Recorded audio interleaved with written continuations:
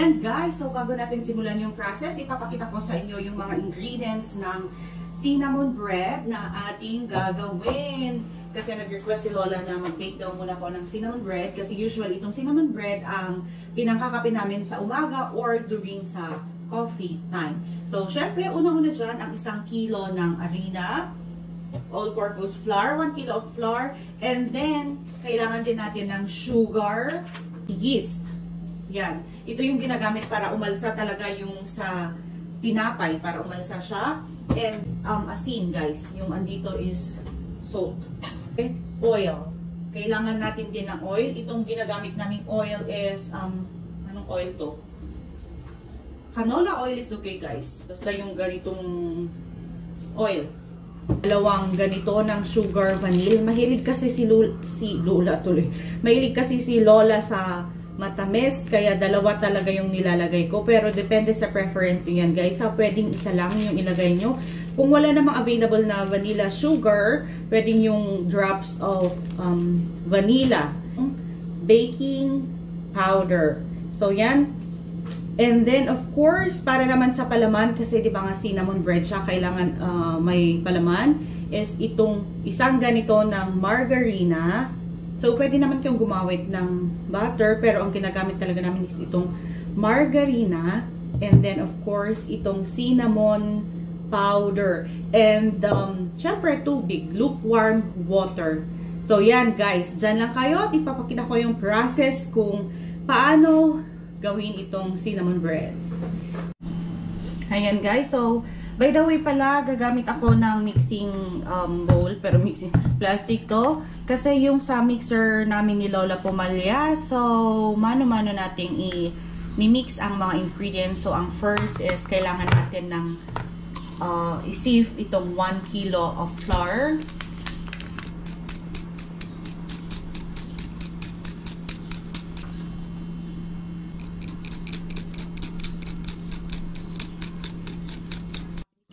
By the way guys, ito pala yung gamit namin ni Lola na measuring cup. Ito yung plastic cup na 180 ml if I'm not mistaken, or ito yung sa 200 ml ata. Hindi ko alam kung bakit ito ang ginagamit ni Lola. Meron naman siya mga measuring cups dito. Pero anyways yan, nagdagdag na ako ng 1 cup of sugar. This is white sugar. And then after nyan, nilagay ko na din itong 2 packs ng vanilla sugar.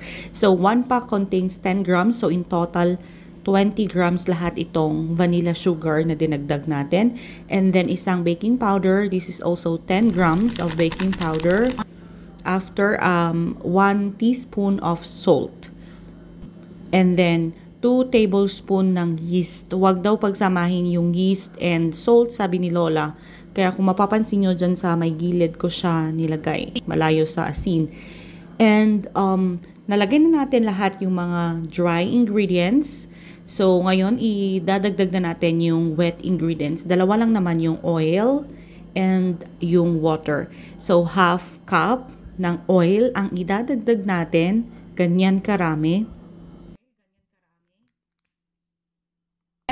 And ito na, nagdagdag na ako ng lukewarm water, pero mas mainit ng konti sa lukewarm water kasi nga 'di ba may yeast tayo para umalsa itong ating dough. So ang first na ginawa ko, nagdagdag muna ako ng 2 cups of lukewarm or more, mas mainit sa lukewarm water, and then dun ko na siya minasa, and then little by little nag-add ako ng water hanggang sa ma-reach ko yung desired consistency.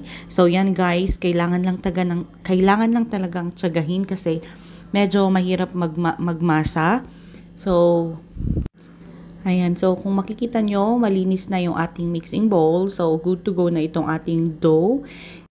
Pero, kailangan pang masahin talaga kasi mas maganda daw yung result or yung outcome pag talagang minasa siya ng mabuti, sabi ni Lola. So, i-rest na natin itong dough. Kinover ko lang siya ng clean wrap. So, after kong kinover ng clean wrap, pinatungan ko din siya ng 2 kitchen towel kasi mas makakatulong daw ito para mas mabilis na umalsa yung dough. So, hihintayin natin itong umalsa ng 2 times its size. While waiting for the dough na umalsa, gawin na natin itong filling niya para naman hindi sayang yung time. So, makikita nyo, nilagay ko na yung buong margarina, 1 cup of white sugar and 1 tablespoon of cinnamon. So, yung ratio is 1:1:1. By the way, yung margarine na pala is pinalambot ko siya at room temperature para mas madali siyang i-mix, and never na ipainit nyo siya sa microwave. Hintayin nyo na lang na mag-soften siya at room temperature. And then, i-mix-mix lang. Kailangang well-incorporated lahat itong ingredients. And pagkatapos ma-mix lahat, i-set aside muna natin. And then, we are going to check na after how many, 1 hour ata. Yan. So, nag-double na yung size ng dough. So, it's good to go. Ito din yung feeling kanina, diba, na ginawa natin. So, syempre, kunin na natin kasi ilalagay na natin siya dito sa my dough. So, ayan, the puff bang tawag natin. Before natin siya ilagay dito sa my counter table. Nag-dust lang ako ng flour sa counter, and then of course yung rolling pin para pag minasa natin itong dough, hindi siya didikit. So ito, transfer na natin siya dito sa my counter, and ang dough na ito is hahatiin natin into 4 equal sizes.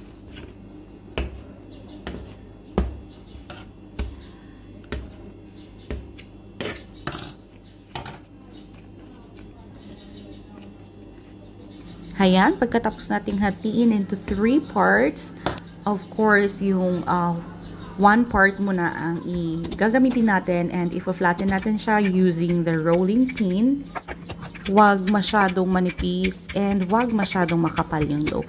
Kung nakikita nyo, ganyang size, ganyang kakapal is okay na. Ganyang size.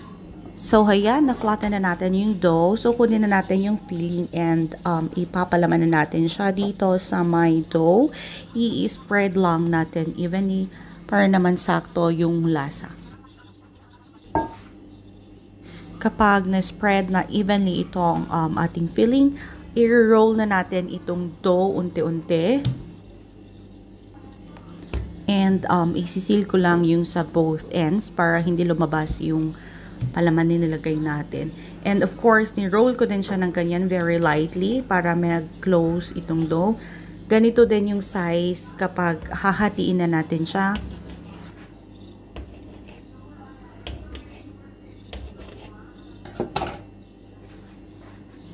And then we transfer it to the baking pan or baking tray. Pero pagkatapos nating may transfer pala sa baking tray, hindi ko na napakita. Coveran muna natin ng kitchen towel hanggang umalsa siya ng konti. So, wag nyo ding pagdikit-dikitin kasi mas masarap pag toasted lahat ng sides ng cinnamon. And then yan, pinapon na lang siya sa oven na 200 degrees Celsius. Preheated na tong oven na. And alam nyo bang isang word na kunwari nagme-bake tapos ipapop na sa oven na ginagamit dito sa Israel? Batslaka or parang good luck, ganyan. So ito na siya, luto na. Pag nakita yung brownish na, ibig sabihin luto na po itong ating dough. Pero hindi pa dyan nagtatapos kasi kailangan pa natin gumawa ng syrup na pang drizzle sa top para mas masarap. So naglagay ako ng 1 cup sugar and then nag-add din ako ng 1 cup of water. Sako naman siya isinalang sa medium-low heat. Halu-haluin lang muna natin ng mabuti. And then kapag kumulo na itong ating syrup, magdadagdag tayo ng drops of lemon. Ganyan lang kadami. So yan, kumukulo na siya and idadagdag ko lang. And then i-check ko yung consistency niya. Mararamdaman naman ninyo pag sticky na siya, pero make sure na wag masyadong sticky kasi titigas pa yan. So there, it's good to go. And the next and the last step is i-coat na natin siya dito sa may cinnamon bread. Tingnan nyo naman, pampaganda daw ng appearance. And of course, pampadagdag din ng lasa. And shout out pala kay Miss Christine dahil sa kanya gumawa tayo ng vlog about dito sa cinnamon bread. Pero hindi ko alam pag nanonood siya dito sa aking channel, charot. Pero anyways guys, thank you so much sa panonood. Kung hindi ka pa nakasubscribe, please do subscribe and I'll gonna see you in my next one. Bye!